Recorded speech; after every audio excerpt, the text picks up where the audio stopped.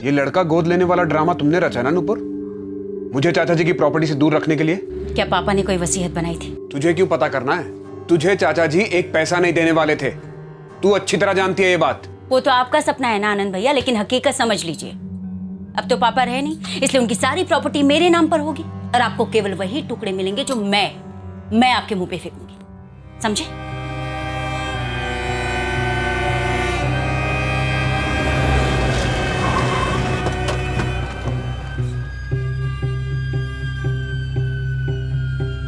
हाँ, ये कुछ दिन पहले आया था यहाँ पे। ये 2 मोबाइल्स लेकर?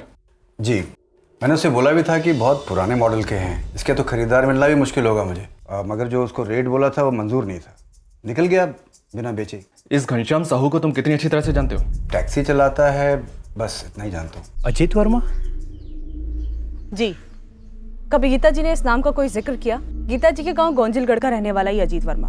गीता ने तो कभी इस बारे में जिक्र ही नहीं किया और ना ही कभी उसने अपने मायके के बारे में बात की, ना अच्छी ना बुरी। कभी उन्होंने अपने पति के बारे में कोई बात की, अच्छी या बुरी? जी नहीं। जैसे नूपुर को शिकायत थी अपने करोड़पति पिता से कि उन्होंने उसे कुछ नहीं दिया, क्या पता ऐसी शिकायत गीता जी को अपने पति से कि इतना करोड़पति आदमी, घर का सारा काम उन्हें करना पड़ता है, कोई ऐशो आराम नहीं। हाँ, हो सकता है, और किसको नहीं होगा भला। पर कभी भी हमने गीता को महंगी साड़ी पहने या महंगे गहने पहने हुए नहीं देखा। हमेशा से उसका कान गला सुना सुना ही रहता था, वही 2 जोड़े कपड़े, पर कभी भी उसने इस बारे में शिकायत तक नहीं की।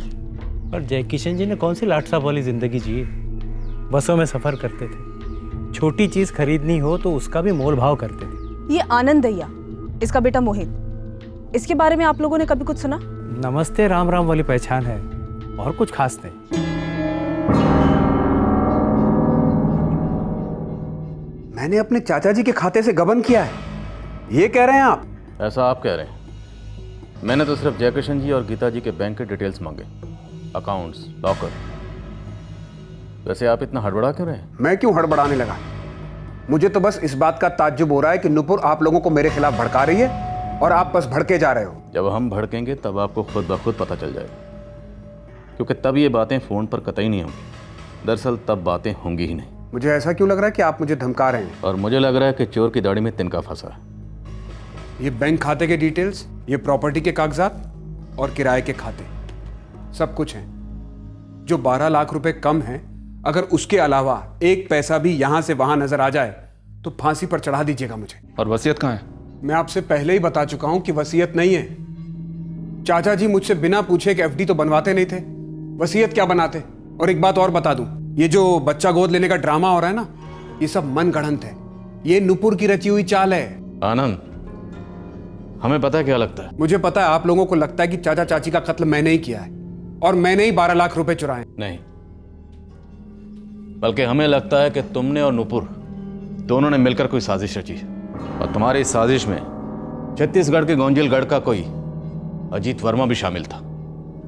शायद गीता दैया भी शामिल थी, और निशाना थे तुम्हारे चाचा जयकिशन दैया, जो किसी पर भरोसा नहीं करते थे, किसी को अपनी प्रॉपर्टी सूंघने तक नहीं देते थे।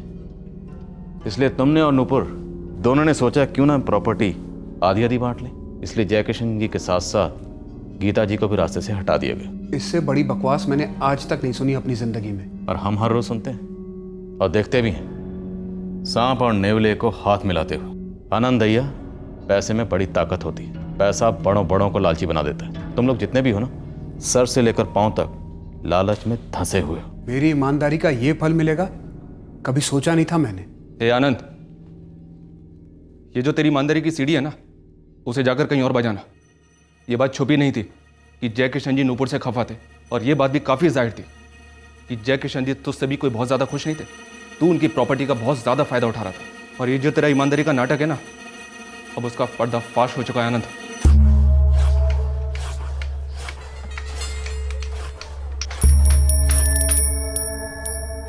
मिस्त्री राम भजन ने जयकिशन जी से डायरेक्ट बात क्या करी दुकान खरीदने के बारे में? तू तो मतलब जलकर राख हो गया। तेरी हिम्मत कैसे हुई मुझसे बिना पूछे सीधे चाचा जी से बात करने की? और ऐसी क्या पट्टी पढ़ा दी तूने जो वो दुकान तुझे आधे दाम में बेचने को तैयार हो गए? आनंद जी, कोई पट्टी नहीं पढ़ाई हमने। देखिए, जय किशन जी से हमारा संबंध तब से है जब हम काम की तलाश में बाजार में एक साथ खड़े रहते थे। दिहाड़ी के लिए। और तुम आज भी वहीं खड़े रहते हो, और वो पूरे बाजार के मालिक हैं। तुम्हारी औकात नहीं उनसे सीधे बात करने की। हमने तो खाली दरख्वास्त की थी जय किशन जी से। अब अगर आपको कोई दिक्कत हो तो आप सीधे जय किशन जी से मिल लीजिए, आपको सब कुछ पता चल जाएगा। आनंद, मैं कह रहा हूं ना, दुकान राम भजन के नाम कर दो। लेकिन चाचा जी, हमें इस दुकान के 7.5 लाख तक मिल सकते हैं। मैं 8 लाख भी दिलवा सकता हूं, और आप इस दुकान को राम भजन को 4 लाख में दे रहे हैं। ऊपर से वो अभी सिर्फ 2 लाख रुपए दे रहा है। बाकी के रुपए कब देगा? देगा या नहीं देगा ये भी नहीं कह सकते। इस वक्त मैं तुमसे जो कह रहा हूं वो करो। ये बेकार की बहस मुझसे मत करो आनंद। आप गलत कर रहे हैं चाचा जी। अब गलत सही तू मुझे समझाएगा। चाचा जी, अगर आपने ये दुकान एक बार उसके नाम ट्रांसफर कर दी ना, तो वो बाकी के पैसे कभी नहीं देगा। 2 लाख का नुकसान मेरा होगा ना, तेरी जेब से तो एक पैसा नहीं जा रहा। आज का आज दुकान उसके नाम ट्रांसफर कर दो। सिर्फ इसलिए क्योंकि राम भजन आपके साथ दिहाड़ी मजदूर था कभी? सिर्फ इसलिए क्योंकि वो उस वक्त मेरे साथ खड़ा था जब मेरे पास दौलत नहीं थी। राम भजन ने बताया हमें, तूने कमीशन मांगा उससे। आनंद भैया, तू जितना खुद को बता रहा है ना, उतना भी दूध का धुला हुआ नहीं है। लेकिन दाल में उतना भी काला नहीं है जितना आप लोग खोज रहे हैं। अगर नुपुर की सुनते रहेंगे ना, तो ये केस सुनवाई तक भी नहीं पहुंचेगा। उसी के बुने जाल में फंसते चले जाएंगे। देखते हैं इन कागजात में कितनी सच्चाई है और कितनी बुनाई, कौन धंसा हुआ है और कौन फंसा रहा है।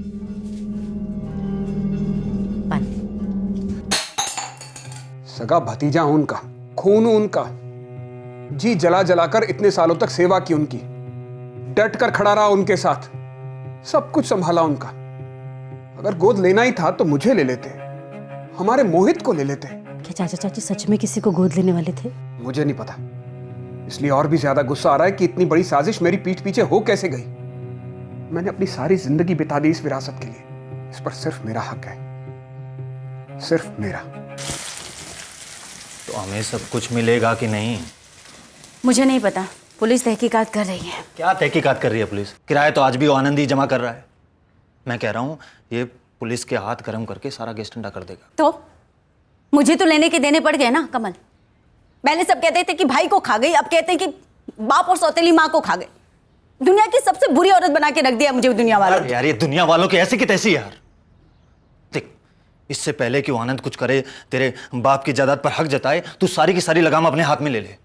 इस दौलत को हासिल करने का सपना हमने कब से देखा है नुपुर? सपना? सपना था ये श्राप जो हमने खुद को दिया है कमल।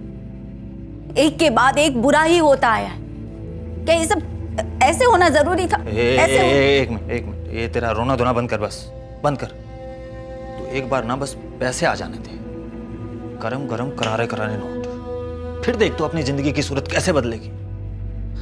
ये सारा पैसा जो साला यूं ही पड़ा था, किसी काम का नहीं था, हमारे काम आएगा। एक अच्छा घर होगा, अच्छी जिंदगी होगी, अच्छा रहन सहन होगा, खाना पीना होगा। इस आराम की जिंदगी और हमारे बीच कोई भी नहीं आ सकता, और कोई कुछ नहीं कर सकता नुपुर।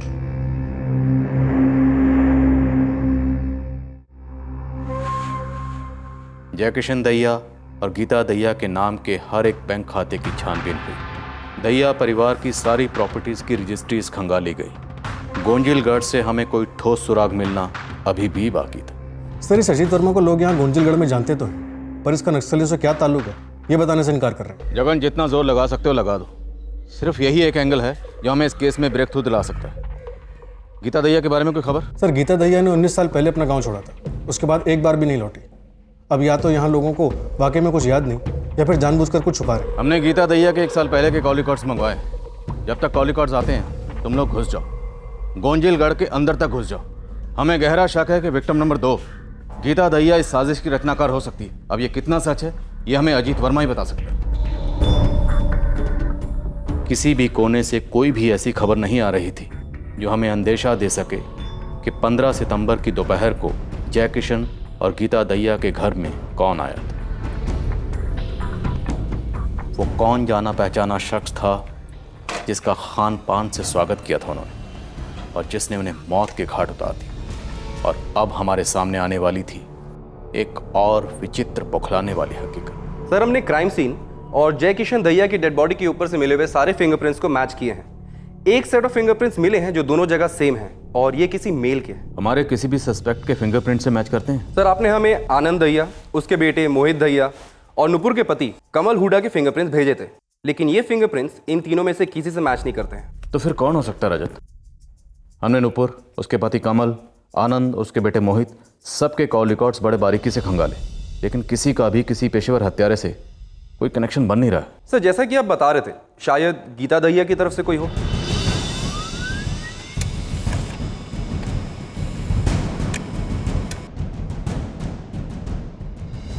सर ये दोनों पार्टी आनंद और नुपुर पे हमारी चील जैसी नज़र है, पर दोनों घरों में एक ही रोना है सर कि जायदाद अगले को ना मिले। और कत्ल की साजिश का कोई जिक्र नहीं हुआ कि किसी जान पहचान वाले को भेजा हो या जान पहचान करवाई हो जय किशन और गीता से कुछ दिन पहले से? नहीं मालिक, ऐसा कुछ भी नहीं। और वो पियक्कड़ कमल भी शराब के नशे में आकर ऐसा कुछ भी नहीं कहा हो जिससे हमें शक हो सके। इस जय किशन के कई फ्लैट्स और दुकानें हैं किराए पर। पता कर हाल ही में कौन सा किराएदार 15 सितंबर से कुछ दिन पहले या बाद में घर छोड़कर गायब हुआ है। हो सकता है कि आनंद ने किसी किराएदार से ये काम करवाया हो। उसे कहा होगा 12 लाख की रकम गायब कर देना, सुपारी की रकम। अब किराएदार होगा तो मकान मालिक उसे जानता भी होगा, इसलिए घर के अंदर आने दिया होगा।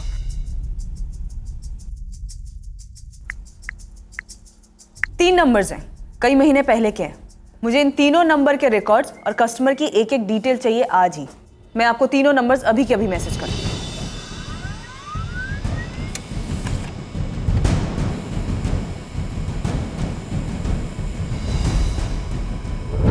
ये अजीत वर्मा, इसे हम जानते हैं, ये फरार है। और ये मनोहर सोंटा और सुधीर पटेल। और सर इन तीनों का एड्रेस गौंजिलगढ़ का है। अजीब है सर, आनंद और नूपुर ये दोनों ही गीता के बैकग्राउंड के बारे में कुछ नहीं जानते थे, जबकि गीता अपने गांव के लोगों के टच में थी। और सर ये अजीत वर्मा, जैसे ही इसे पता चला कि हम इसे ढूंढ रहे हैं, इसने अपना फ़ोन स्विच ऑफ कर लिया। और मनोहर सोंटा, इसका भी फ़ोन स्विच ऑफ है। और सर ये सुधीर पटेल, इसका फ़ोन ऑन है, पर अभी तक मैंने इसे कॉल नहीं किया है। और हम कॉल करेंगे भी नहीं। हम सीधे गौंजिलगढ़ के लिए रवाना होंगे। वहाँ के पीएसआई जगन को कहेंगे कि सुधीर पटेल को लोकेट करे और इस पर नजर रखवाए। मैं जगन को इन्फॉर्म करता हूँ सर। और सारिका सर, तुम पता करो कि तीनों नंबर जिनके टच में गीता थी, जब ये फ़ोन स्विच ऑफ हुए तब इनकी लोकेशन क्या थी, और कत्ल की दोपहर 15 सितंबर को इनकी लोकेशन क्या थी। Right sir. और ये भी पता करो कि इन तीनों नंबर्स का आनंद और नूपुर से कोई कनेक्शन है, अगर है तो।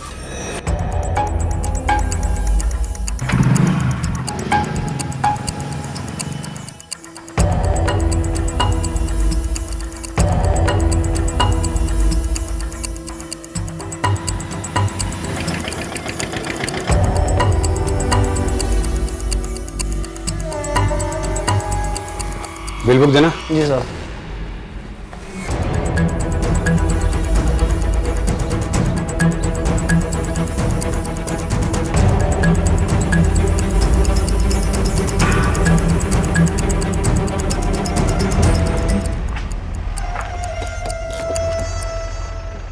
सर सुधीर पटेल का पता चल गया, यहीं गुंजलगढ़ में जोहरी की दुकान चलाता है।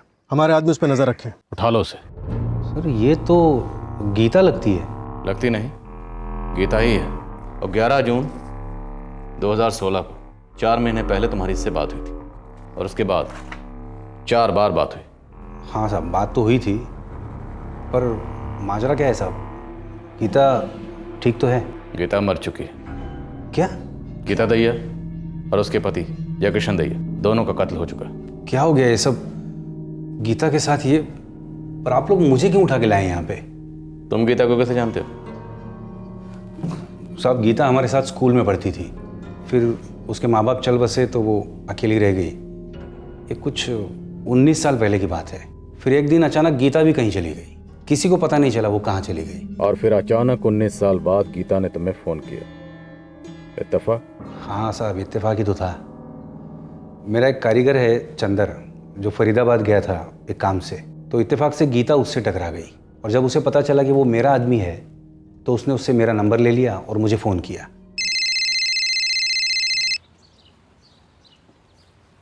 Hello hello, Sudhir Patel? हाँ सुधीर बोल रहा हूँ।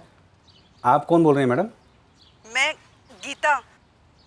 कौन गीता? सोंटा, गीता सोंटा। हम एक ही क्लास में थे, याद आया कुछ? अरे अरे अरे गीता, अरे बाप रे, इतने सालों बाद। तुम कैसे हो सुधीर? सब ठीक तो है? हाँ हाँ, मैं बिल्कुल ठीक हूँ। तुम बताओ, कहाँ गायब हो गई थी तुम? रायपुर चली गई थी। वहाँ एक साहब थे, उन्हीं के यहाँ काम करती थी। बस वही अपने साथ मुझे फरीदाबाद ले आए।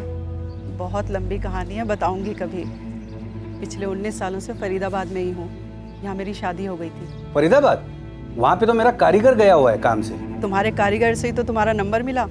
वो बाजार में किसी से बात कर रहा था, उसने गोंजिलगढ़ का नाम दिया। मैंने जैसे ही अपने गांव का नाम सुना, तुरंत उससे बात की, तो उससे पता चला वो तो तुम्हारे ही वहाँ काम करता है। मैंने उससे तुम्हारा नंबर लिया और तुरंत फ़ोन घुमा दिया। इतने सालों बाद अपने गांव के किसी से बात कर रही हूँ। सुधीर, मनोहर और अजीत कैसे हैं? गांव में ही है या? हाँ, सब यही हैं। दोनों का नंबर दो ना मुझे। फिर उसके बाद 2-3 बार मेरी बात हुई थी गीता से। मैंने एक ही बार कॉल किया था, वो मनोहर और अजीत का नंबर देने के लिए। ये मनोहर सोंटा गीता का दूर का रिश्तेदार है, आप कज़िन कह सकते हैं उसे। और अजीत वर्मा हमारे साथ स्कूल में था, हम सब दोस्त थे। ये अजीत वर्मा, ये गीता का नाम सुन के ही गायब हो गया, और मनोहर सोंटा ने अपना फ़ोन स्विच ऑफ करके रखा। क्यों? मैं क्या जानूँ साहब। वैसे मनोहर मुझे दिखा था साहब 2 हफ्ते पहले मार्केट में, मेरी बात भी हुई थी उससे। और अजीत से? क्या अजीत की तरह तू भी मिला नक्सलियों के साथ? छोटा मोटा व्यापारी हूँ मालिक। देखिए, झूठ नहीं बोलूँगा, हर व्यापारी की तरह मैं भी हफ्ता भरता हूँ नक्सलियों को। आप जानते हैं क्या कैसे होता है, पर इससे आगे मेरा उनसे कोई संबंध नहीं है। ये अजीत वर्मा और मनोहर सोंटा ये गए थे फरीदाबाद? इतना पता है, मनोहर गया था गीता से मिलने। उसके बाद अगस्त में उसकी बेटी की शादी हुई। बहुत धूमधाम से की थी उसने अपनी बेटी की शादी। 2 सेट जेवरात बनवाए थे उसने मेरे यहाँ से।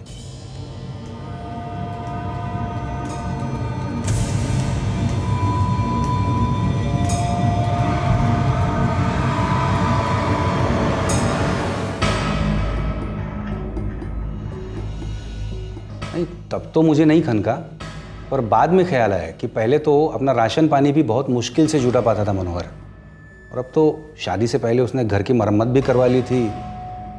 समझ नहीं आया इतना पैसा आया कहाँ से मनोहर के पास। मनोहर के हाथ ये जो पैसा लगा था, फरीदाबाद से लौटने के बाद उसके पास ये पैसा आया था? मनोहर शायद जुलाई में गया था फरीदाबाद 3-4 दिनों के लिए। उसके बाद अगस्त में उसकी बेटी की शादी हुई थी। तो हाँ, आप ऐसा कह सकते हैं, पर सच कह रहा हूँ साहब, आपके बोलने के बाद ही 2 और 2 4 हो रहे हैं। ये मनोहर जा कहाँ सकता है?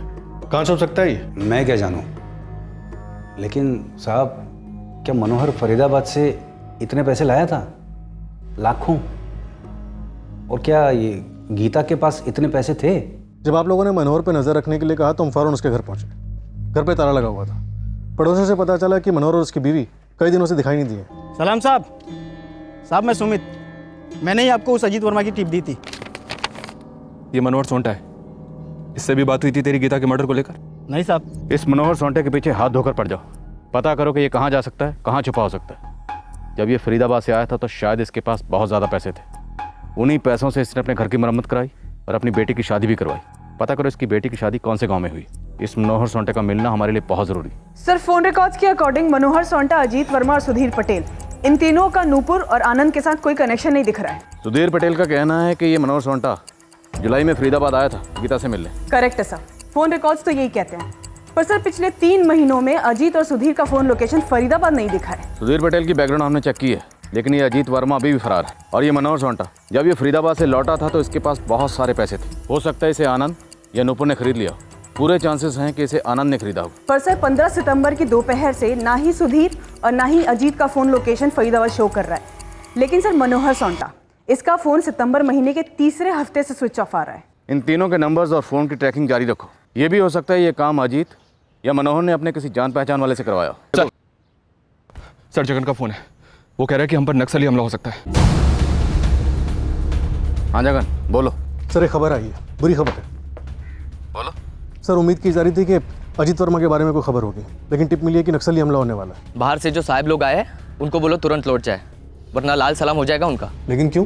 पता नहीं साहब जी, कल दल के सरदार के पास वो 2 बाहर वाले साहब लोगों की तस्वीरें थी।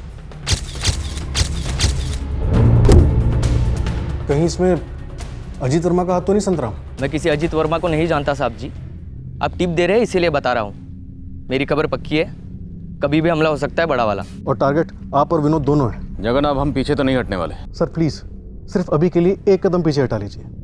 सर जब तक आपके पास फोर्स पहुंचेगी देर हो सकती है। वक्त सही नहीं इसलिए कह रहा हूँ। सिर्फ अभी के लिए आप प्लीज़ वापस लौट जाइए। हम वापस नहीं जाएंगे। तुम एक टीम तुरंत भेजो। एक तीर से 2 निशाने लगेंगे। ये नकली टोली भी मिलेगी और ये अजीत वर्मा भी।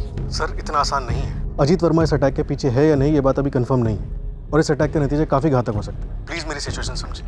मैं आपसे वादा करता हूँ आपको अजीत और मनोहर दोनों ला कर दूंगा। सर एक कवर टीम भेज रहा हूँ, आप प्लीज़ वापस लौट जाइए। सर, हमारा यहाँ रुककर नक्सलियों का सामना करना बनता तो है, लेकिन हमारा ऐसा करना जगन की पोजीशन के लिए खतरा हो सकता है।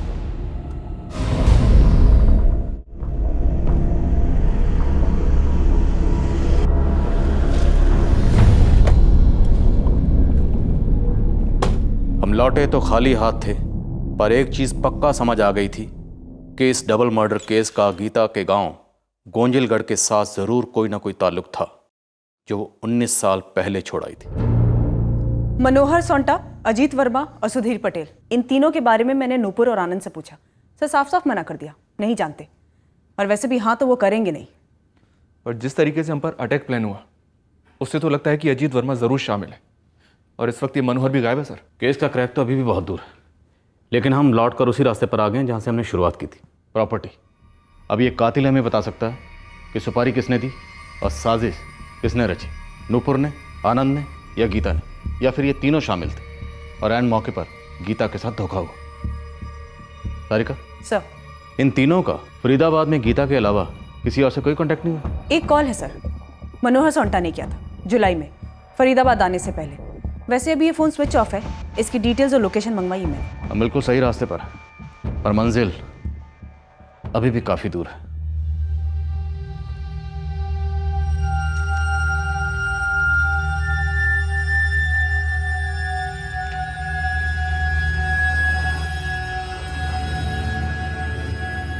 सुनिए, आप एक बार नुपुर से बात तो कीजिए। अभी तक आप ही सब कुछ संभालते आए हैं। नुपुर को आपकी मदद की ज़रूरत तो पड़ेगी ही। वो अकेली ये सब नहीं संभाल पाएगी। आधी से ज़्यादा जिंदगी बीत गई चाचा चाची को झेलने में, अब इस नुपुर को भी झेलूं? मैं नहीं जाने वाला उसके पास। उसे आने दो कागजात मांगते हुए। इतनी आसानी से हार नहीं मानूंगा। मेरा हक है, सालों की मेहनत है, जाया तो नहीं जाने दूंगा। लंबे अरसे तक न मनोहर सोंटा हाथ लगा और ना ही अजीत वर्मा। ऐसा लगने लगा था कि हम इन दोनों तक कभी पहुंच ही नहीं पाएंगे, पर बहुत जल्द इस केस में हलचल होती दिखाई दी।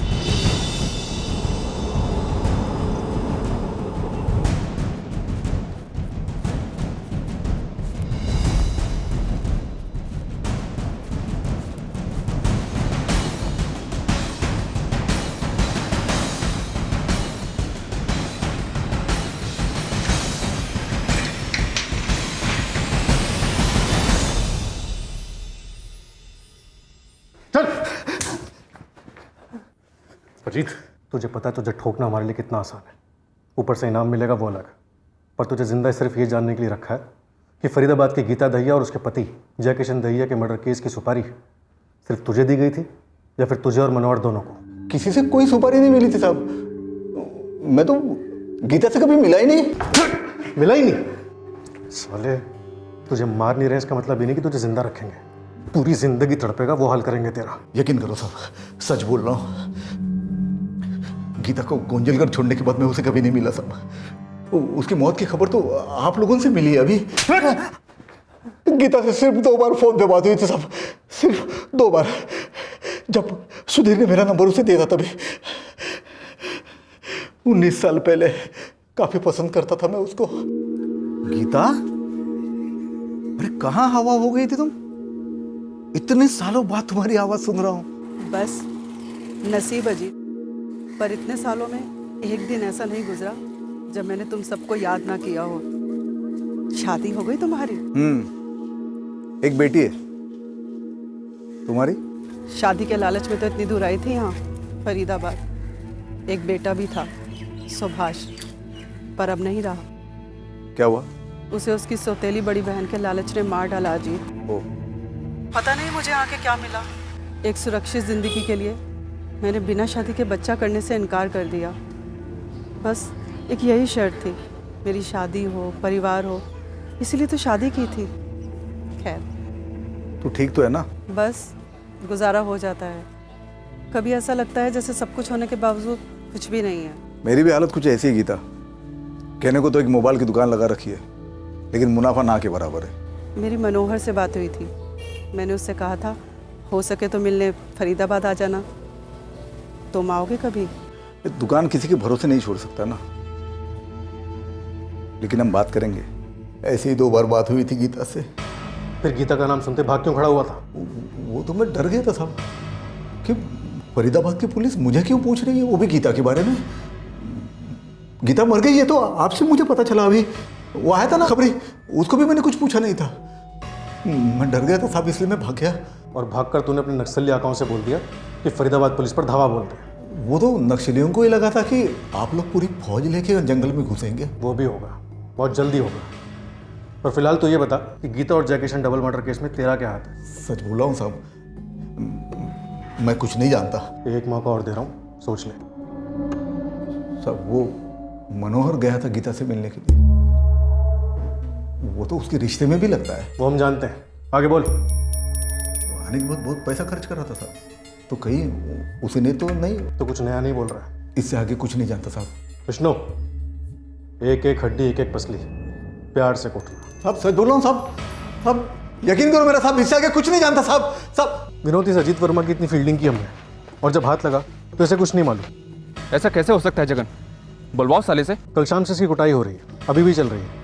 अगर ये डबल मर्डर केस में इन्वॉल्व होता तो अब तक पक्का टूट चुका होता। वैसे हम मनोहर को भी ढूंढ रहे हैं, उम्मीद करते हैं जल्दी हमारी हिरासत में होगा। फिर अंधी गली सर। अंधेरे में ही सही, पर हम आगे तो बढ़े। अभी तक हम गीता के बैकग्राउंड से यही पता लगा पा रहे थे कि गीता अपने गांव के लोगों को बहुत मिस कर रही। पर ये केस आखिर है क्या? यहाँ पर हर सुराग अंधी गली में जाकर दम तोड़ रहा। अब नए सुराग सर उठाने लगे, फरीदाबाद से तो गोंजिलगढ़ से भी। हाँ जगत सर, अच्छी खबर है, मनोहर को धर लिया गया उसी के घर से। क्या हुआ साहब? साहब मैंने क्या किया है? साहब क्यों ले जा रहे हो मुझे पकड़ के? ये तो वाकई अच्छी खबर। हम अभी निकल रहे हैं।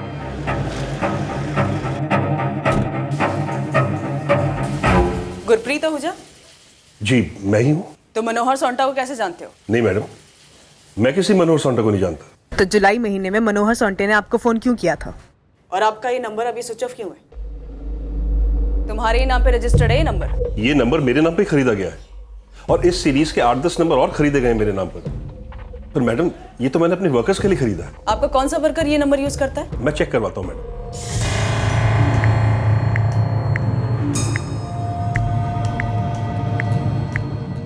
ये तो राहुल दामोर का नंबर है गुरप्रीत जी, जो कई दिनों से बंद है। कब से? ये तो चेक करना पड़ेगा मैडम। राहुल ने जब से फ़ोन बंद किया है तब से वो ड्यूटी पर भी नहीं आया है और उसकी कोई खबर भी नहीं है मैडम। इस राहुल दामोर का पूरा एड्रेस, उसका कोई दूसरा नंबर और तस्वीर, जो जो डिटेल्स है मुझे सब चाहिए तुरंत।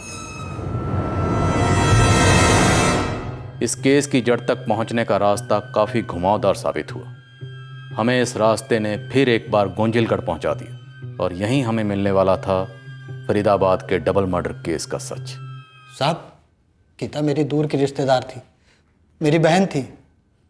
मुझे भी यकीन नहीं हो रहा है कि वो मारी गई है। हमें भी यकीन नहीं हो रहा कि तुझे पता ही नहीं कि गीता मर गई, क्योंकि तूने खुद उसे मरवाया। नहीं साहब, नहीं। और उसके बाद अपना फ़ोन स्विच ऑफ करके गोंजिलगढ़ से गायब हो गया। ये सच नहीं है साहब। साहब वो बगल वाले गांव में फैक्ट्री लग रही है, वहाँ मुझे 2 महीने के लिए काम मिल गया था, इसलिए चला गया था साहब। और रही बात फ़ोन की, तो मैंने साहब को बताया साहब कि वो मुझे सस्ता सिम मिल रहा था, तो मैंने वो सिम लेके फ़ोन में डाल दिया और वो बंद रखा। सच बोल दे मनोहर। साहब मैं ऐसा क्यों करूँगा? अगर मुझे यही करना होता तो मैं अपने घर वापस क्यों लौट के आता? मेरा आधार कार्ड छूट गया था, मैं वही लेने आया था, तो साहब ने पकड़ लिया मुझे। तो अब आ गया ना पकड़ में? अब सच उगलते हैं, किसने सुपारी दी थी? साहब इतना घिनौना इल्ज़ाम मेरे पर मत लगाइए। मैं गीता को क्यों मारूंगा? साहब उसने मेरी ऐसी मदद की कि कोई सगी बहन भी नहीं कर सकती। मेरी बेटी की शादी हो गई, मेरे घर की मरम्मत हो गई। मैं तो मिलने गया था साहब।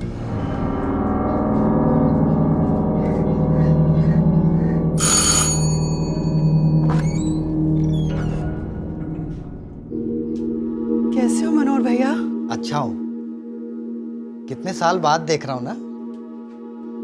तुम अपने गांव से इतनी दूर कैसे चली आई? बस किस्मत ले आई भैया। आप सबकी बहुत याद आती थी। कितनी बार गीता ने फोन से कहा कि फरीदाबाद मुझसे मिलने आ जाओ। मैं आखिर में चला गया था। उसे नहीं मालूम था कि मेरी बेटी की शादी तय हो गई। लेकिन जब मैंने उसको बताया, उसके बाद उसने जो किया, मेरे तो होश उड़ गए साहब।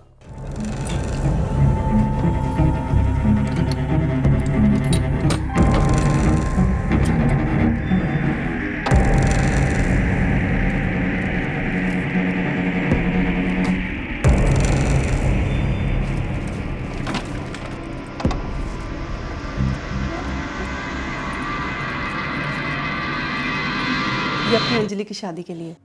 गीता, तुम्हारे पास इतने पैसे? ये कुछ नहीं है भैया। पैसे पैसे बहुत हैं, पर मेरे किसी काम के नहीं। लेकिन इतने सारे पैसे मैं कैसे ले सकता हूँ? ये अपनी अंजलि के लिए हैं।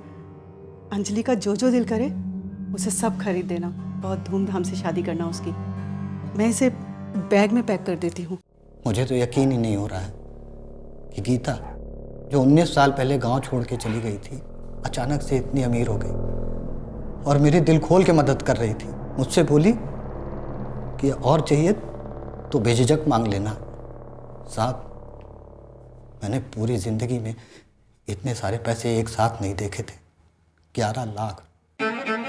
कुल मिलाकर 2,12,45,000 होने चाहिए। मतलब 12 लाख रुपए कम है। गीता ने तुझे 11 लाख रुपए दिए या 12 लाख? 11 लाख साहब। साहब, मैं घर जाके 5-5 बार गिना।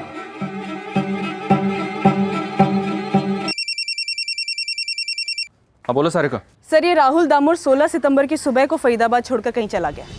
उसके रूममेट से बात की तो पता चला 15 सितंबर की रात को वो कुछ 2 किलो चिकन लेके आया था और उसने सबको पार्टी दी थी। और जो सेलफोन वो यूज़ कर रहा था, उस सेलफोन की लोकेशन 15 सितंबर की दोपहर को पालमगंज सेल टावर के रेंज में थी।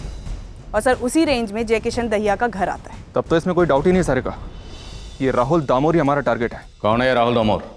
वो फरीदाबाद से मिसिंग है और तुम उसके टच में थे। सर ये राहुल दामोर एग्जैक्टली 16 सितंबर को ही गायब हुआ। इसका सेलफोन लोकेशन भी क्राइम सीन वाला ही शो कर रहा है। मनोहर, अब सब सच सच बता दे। गीता और जयकिशन को मारने की सुपारी तुम्हें किसने दी थी और तुमने वो सुपारी आगे दी राहुल दामोर को? साहब, मैं राहुल दामोर को जानता हूँ। जब मैं गीता से मिलने फरीदाबाद आया था ना, तो मैं उसके कमरे पे ही रुका था। वो बुलाया तो गीता ने था, लेकिन मुझे लगा कि पता नहीं उसके हालात कैसे हैं या घर पे रुकने के लिए कहेगी या नहीं। जिस दिन तुम गीता से मिलने गए थे, इस राहुल दामोर को तुम अपने साथ लेकर गए थे? हाँ साहब, राहुल दामोर को मैं साथ ले गया था क्योंकि मैं फरीदाबाद में नया था और वो फरीदाबाद में बहुत समय से रह रहा था।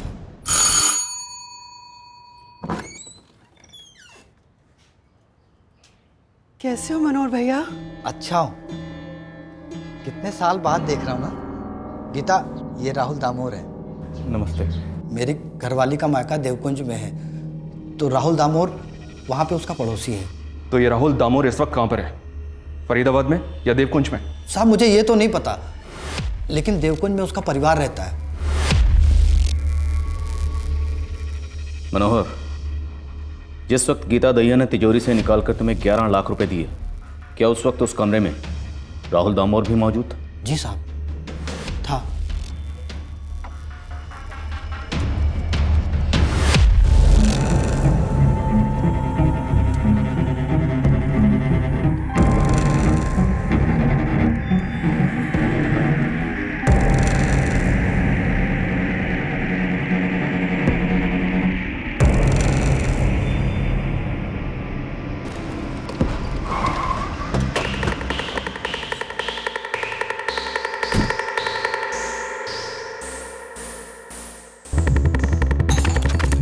हमें देखते ही जब राहुल दामोर भाग खड़ा हुआ, हम जान गए कि हमें हमारा टारगेट मिल गया।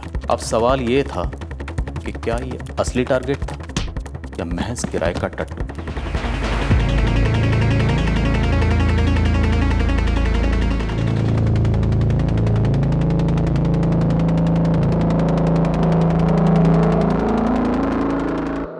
चंद मिनटों के लिए राहुल अपना गुनाह नकारता रहा, लेकिन फिर एकदम से सब कुछ उगल गया। मुझे बुरा लगा जो मैंने किया, नहीं करना चाहिए था। तुमने जो किया, क्यों किया, कैसे किया और किसके कहने पर किया? मनोहर भैया के मिलवाने के बाद मैं गीता दीदी घर अक्सर जाया करता था। वहाँ नाश्ता पानी होता और गीता दीदी मुझसे बहुत प्यार से बात करती थी। एक बात वो मुझसे बार बार पूछती थी कि क्या गांव में कोई लड़का है गोद लेने के लिए। जी हाँ, मैं हमेशा से ये कहना चाहता था कि गीता दीदी मुझे गोद ले ले, लेकिन कभी हिम्मत नहीं हो पाई। और उनकी जान लेने की हिम्मत जुटा ली तुमने? कैसी जान सर, गीता दीदी की कोई ज़िंदगी थी ही नहीं। मनोहर भैया के सामने उन्होंने खुद कहा था कि पैसे उनके किसी काम के नहीं हैं। पैसे पैसे बहुत हैं, पर मेरे किसी काम के नहीं। और मुझे सभी लोगों की तरह पैसों की बहुत ज़रूरत थी। तो उस घर में पैसे चुराने गया था? जी साहब। पराठे बना रही हूँ, खाकर जाना। जब तक खाओगे तब तक ये भी उठ जाएंगे, मिलकर ही जाना। जी दीदी।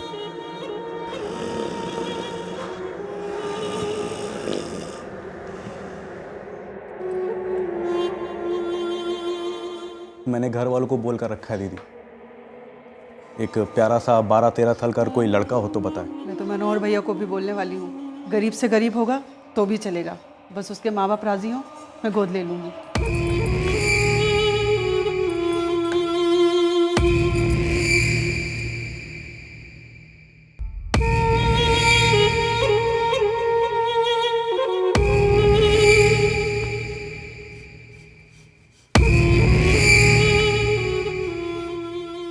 कुछ चाहिए राहुल?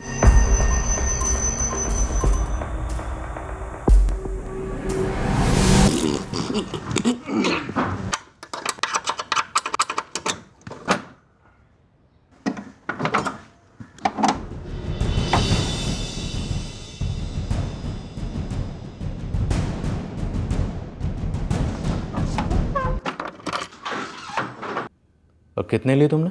1 लाख थे, तब मालूम नहीं था, लेकिन घर जाने के बाद दोनों बंडल गिने तो पूरे 1 लाख रुपए थे। इतने सारे पैसे लेकर कैसे जाता सर?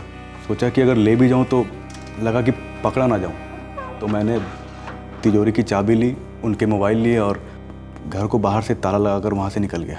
फोन के साथ क्या किया? शौचालय के उसी के कोने में छुपा दिया था। और लॉकर की चाबियां? वहाँ के बाद मैं गांव भाग गया था, देवकुंज। चाबियां वही हैं मेरे घर पर। अबे तूने सिर्फ 1 लाख के लिए 2 जाने ले ली? ओए राहुल दामो, किसका जिम्मा तू अपने सर पर ले रहा है? सर ये क्या कह रहे हैं आप सब? किसने तुझे ये कहा कि 2 कत्ल करने के बाद सिर्फ 1 लाख रुपए चुराना? बोल, कौन था वो? कौन है वो? आनंद दैया या नुपुर हुडा? उंगलियों के निशान मैच हुए होंगे, लॉकर की चाबी भी उसके घर से मिली होगी, लेकिन मैं ये बात मानने को तैयार ही नहीं हूं कि राहुल ने सिर्फ 1 लाख रुपए के लिए चाचा जी चाची जी को मार दिया। सर ये राहुल नूपुर से मिला हुआ है, मैं लिख कर दे सकता हूं। और नूपुर लिख कर देगी कि तुम मिले हुए उससे, जबकि सच ये है कि इस बंदे ने तुम दोनों का नाम तक नहीं सुना पहले। हमने उससे हर तरीके से पूछताछ की, वाकई राहुल ने 1 लाख रुपए चुराए थे। मान लो अब इस बात को, नूपुर का इसमें कोई हाथ नहीं। थैंक यू सर, अच्छा हुआ जो आपने कातिल को पकड़ लिया, नहीं तो सारी जिंदगी सब बस शक की नजर से देखते रहते कि सर ये जो मन पर से बोझ उतरने का सुख है ना, ये उस सुख से कई गुना ज्यादा संतुष्टि दे रहा है जो मुझे पापा की जायदाद से मिलेगी। वैसे नूपुर जी, सारे पैसे कोर्ट में जमा होंगे, आपको ये पैसे कोर्ट से क्लेम करने होंगे। जब आप कोई वकील करेंगे तो सारी बात आपको समझा देगी। सर एक बात कहूं? जी। हमने कई बार ऐसा सोचा होगा कि कुछ ऐसा हो जाए जिससे कि पापा की सारी प्रॉपर्टी, सारी जायदाद हमें मिल जाए। कई बार गुस्से में बुरा भी सोचा, पर इतना बुरा होगा ऐसा नहीं सोचा था सर।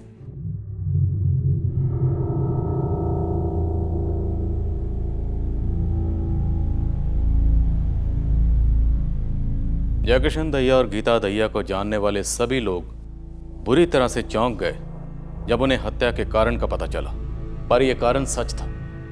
राहुल दामोर अपने लालच के दलदल में धंस गया था। लालच दरअसल कई जुर्मों की नींव है। लालच से पीड़ित इंसान बुरे काफ़ी बुरे ख्यालात उस इंसान के लिए अपने जहन में ला सकता है जिसकी कोई चीज़ वो हासिल करना चाहता है, जो उसके लालच को तृप्त कर सके। पर ऐसे ख्यालात को अंजाम देकर कुछ हासिल करके कोई इंसान वाकई में तृप्त हो सकता है? आसान सवाल नहीं है ये, क्योंकि ये बड़ी जाहिर सी बात लगेगी कि जिस इंसान के पास पैसे नहीं हैं उसे पैसे का लालच होता है, और पैसे मिलने से उसका लालच तृप्त हो जाता है। और जिस इंसान के पास पैसे हैं उसे और पैसे चाहिए होते हैं, उसे अपने पैसे को बचाने का लालच होता है। किसी ने सही कहा है, ये पैसा ही है जो दुनिया को गोल घुमाता है, पर पैसे का गुलाम बनना घातक साबित हो सकता है। हम सबको पैसों के लिए कुछ गलत करना तो दूर, गलत करने के ख्याल को भी अपने जहन में नहीं लाना चाहिए। ऐसा करने से जो हमें हासिल होगा उससे हमें खुशी मिलेगी, ये जरूरी नहीं। हम फिर मिलेंगे एक और दिलचस्प केस के साथ अगले हफ्ते क्राइम पेट्रोल सतर्क में। जय हिंद।